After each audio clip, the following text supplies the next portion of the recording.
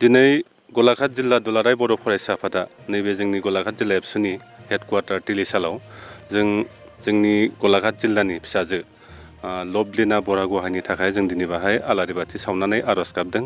इसोरनि खाथियाव जों आर'ज खालामदों लभलिना बरगहाया जाहाथे बे टकिअ'आव सोलिबाय थानाय अलिम्पिकआव सनानि मेडेल लाबोनो हायो। जोंनि हादोरनि थाखाय, जोंनि रायजोनि थाखाय, जोंनि गलाघाट सुरबुथार बरबतानि थाखाय बिथाङा जाहाथे सनानि मेडेल लाबोनो हायो। जों बिनि थाखाय दिनै बाहाय दुलाराय बर' फरायसा आफाद गलाघाट जिल्ला कमिटिया आर'ज खालामदों। इसोरा जाहाथे बिथांनो बोर होयो, बिथांनो जाहाथे सक्ति होयो, बिथाङा गावनि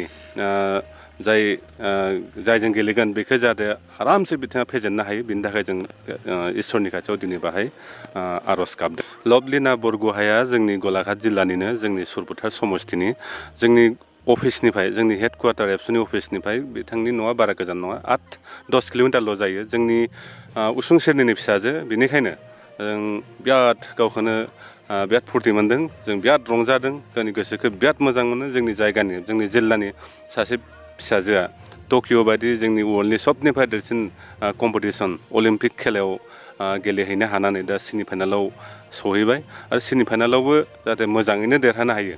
सेमि फाइनाल देरहानायजों लोगोसे फाइनालावबो देरहानानै बिथाङा गल्ड मेडेल जाहाथे जोंनि थाखाय लाबोनो हायो। जों बेखौनो बयबो जोंनि आसामबासि, जोंनि भारतारिफोरा बयबो जों हास्थायदों, जोंबो हास्थायदों। जोंनि गलाघाट जिल्ला एबसुआव जों बाहाय दिनै बेखौ हास्थायनानै जों बे हाबाफारिखौ जों लानाय जादों।